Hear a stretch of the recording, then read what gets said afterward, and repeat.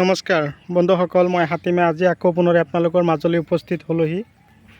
আজি মোৰ আলোচ্য বিষয় হ'ব ভোল খেতি। তো ভিডিঅ'টো স্কিপ নকৰাকৈ আৰম্ভণিৰ পৰা শেষলৈকে নিশ্চয় চাব। আজি মই আলোচনা কৰিম বৰ্তমান জুলাই আগষ্ট, এই জুলাই আৰু আগষ্ট মাহত আপোনালোকে লক্ষ্য কৰিব ভোল গছবিলাক চাং পাইছে ঠিকেই আছে, কিন্তু ভোল গছৰ আগবিলাক কোচ খাই মোজোংগা মাৰে, হালধীয়া হৈ যায়। এনেকুৱা ধৰণৰ সমস্যাত যদি আপোনালোকে ভুগিছে, এইটো সমস্যাৰ পৰা আমি কেনেকৈ সমাধান পাব পাৰোঁ, তো আজিৰ এই ভিডিঅ'টোত আপোনালোকে সম্পূৰ্ণ তথ্যখিনি জানিব। বহুতে কমেণ্ট কৰিছে, দাদা ভোল খেতিৰ পাতবিলাক হালধীয়া হৈছে, পাতবিলাক কোচ খাইছে আৰু গছৰ আগবিলাক ব্ৰেক মাৰিছে আৰু ফলন একেবাৰে কম হৈ আছে। তো আজিৰ এই ভিডিঅ'টোৰ মাজতে আপোনালোকৰ লগত মই সম্পূৰ্ণ কথাখিনি আলোচনা কৰিম।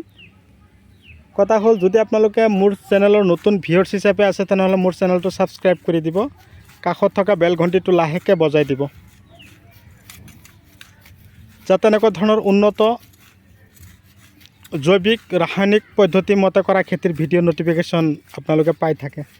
আৰু যদি মোৰ ভিডিঅ'টো আপোনালোকে ফেচবুক পেজত চাই আছে, তেনেহ'লে মোৰ পেজটো ফ'ল' কৰিব, যাতে এনেকুৱা ধৰণৰ ভিডিঅ' আপোনালোকে পায় আৰু এনেকুৱা ধৰণৰ ভিডিঅ' পোৱাৰ পিছত আপোনালোকেও খেতিৰ লগত জড়িত হয় আৰু খেতি কৰিবৰ কাৰণে আগ্ৰহী, মনোযোগী হয়। তো দেৰি নকৰি আৰম্ভ কৰা যাওক। আপোনালোকে নিশ্চয় চাব পাৰিছে, চাওক, ইয়াত এটা মাখি বহি আছে, আপোনালোকে লক্ষ্য কৰক। এই মাখিটো গছৰ পাতত বহে আৰু তাতে কণী পাৰি দিয়ে। তাৰ ফলতে নানান ধৰণৰ পোক আক্ৰমণ কৰে, নানান ধৰণৰ বীজাণু সৃষ্টি হয়। এই বীজাণুবিলাক আঁতৰাবৰ কাৰণে বা পোকবিলাক খেদিবৰ কাৰণে আমি কি কৰিব লাগিব? উন্নত ধৰণৰ মেডিচিন দিব লাগিব।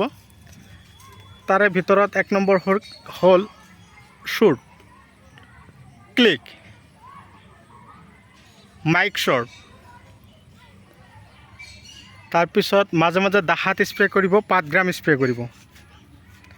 মেডিচিনকেইটাত লাগিলে আপোনালোকে টুকাই ৰাখিব। এতিয়া কথা হ'ল, গছৰ পাতবিলাক কোচ খায়, হঠাৎকৈ কোচ খাই গৈছে, আপোনালোকে গডৰেজ এগ্ৰোভেট কোম্পানীৰ গ্ৰেছে স্প্ৰে কৰি দিব।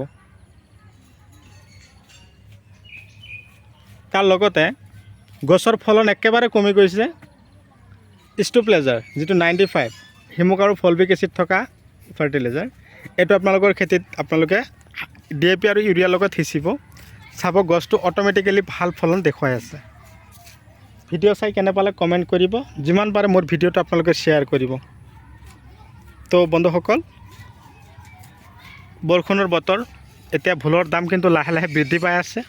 আপোনালোকৰ ফালে ভোলৰ দাম বা কিমান, আপোনালোকে কমেণ্টত ধুনীয়াকৈ লিখি দিব, যাতে এনেকুৱা ধৰণৰ ভিডিঅ' আপোনালোকে পায়, আপোনালোকে নিজেও খেতি কৰে, আপোনালোকে সফল হয়, তাৰে কামনা কৰি আজিৰ এই ভিডিঅ' মই এইখিনিতে অন্ত মাৰিছোঁ। পৰৱৰ্তী ভিডিঅ'ত পুনৰাই লগ পাম। ধন্যবাদ।